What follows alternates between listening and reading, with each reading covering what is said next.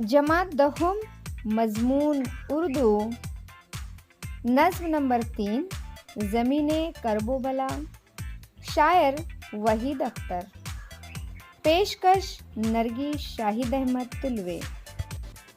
अस्सलामु अलैकुम प्यारे बच्चों, आज हम दरसी किताब की नज़्म नंबर 3 ज़मीन करबला इस उन्वान के तहत मालूमात हासिल करेंगे, जो एक मरसिया है और उसे वहीद अख्तर ने लिखा है।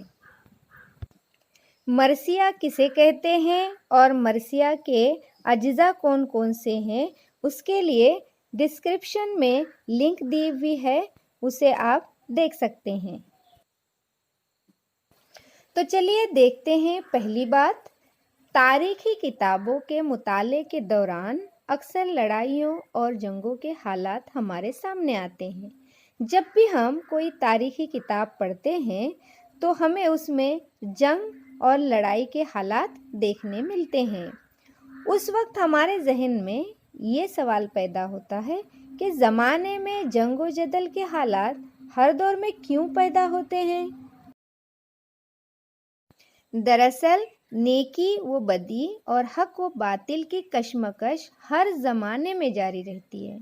इक़्तिदार और मुल्कगिरी की हवस हुक्मरानों को जुल्म सितम पर उकसाती है। हुक्मरान अपने इलाके की हिफाजत करने के लिए, उसमें इजाफ़ा करने के लिए, अपनी हुकूमत को उस इलाके पर कायम रखने के लिए हमेशा जिद्दोजहद करते हैं और उसी के नतीजे में जंगें हुआ करती है। उसे रोकने के लिए हर दौर में कुछ लोग हक का साथ देने ज़रूर आगे आते हैं। प्यारे बच्चों, वाक़ये करबला भी उसी किस्म का एक सानिया है। सानिया यानी हादसा या वाक़या, जिसमें हक व इंसाफ की हिफाजत करते हुए रसूल अकरम सल्लल्लाहु अलैहि वसल्लम के नवासे हज़रत हुसैन रज़ी अल्लाह तआला अन्हु शहीद हो गए। उर्दू शायरी में वाक़ये करबला मरसिये का एक अहम मौजू रहा है।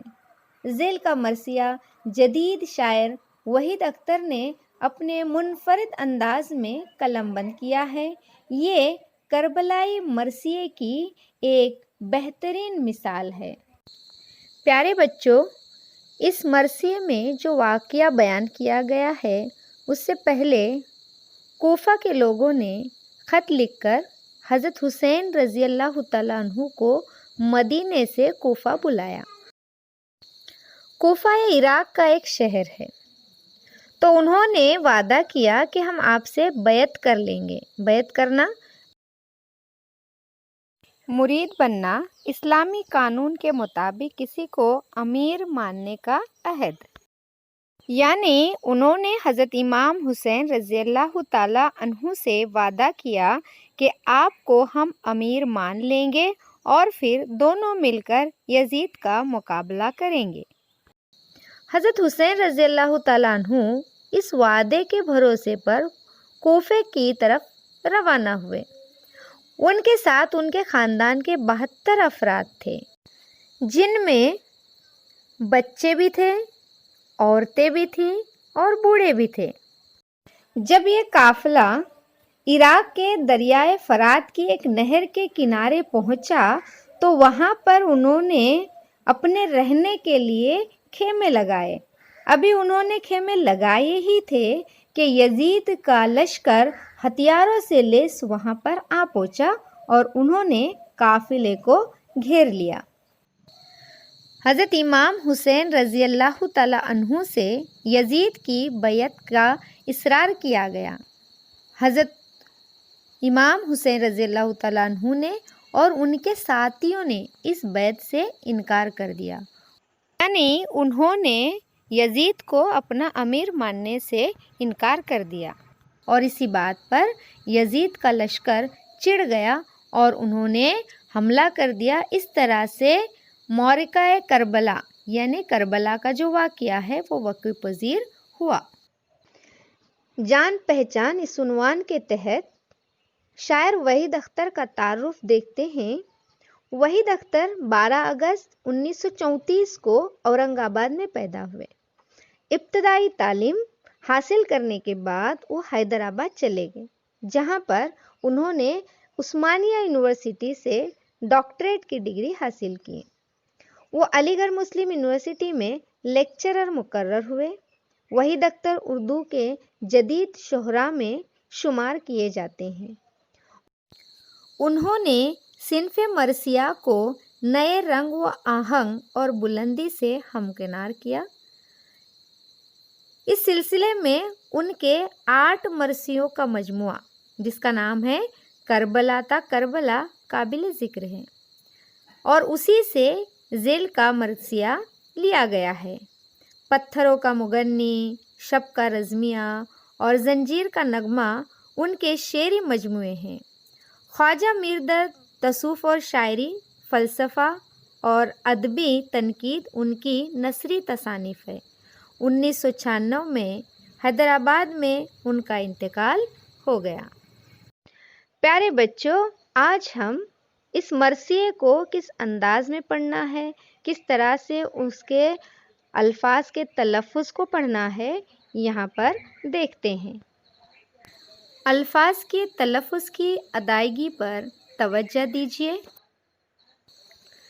پوچھا یہ زمیں کیسی ہے، کیا نام ہے اس کا، لگتا ہے کچھ ایسا، یہ ازل سے ہے شناسا، افلاک سے تاروں سے گزر آئے سبک پا، یہ ذرے ہیں کیسے کہ قدم اٹھ نہیں سکتا، آواز کائی یہ زمیں کرب و بلا ہے، انسان کی معراج یہی خاک شفا ہے۔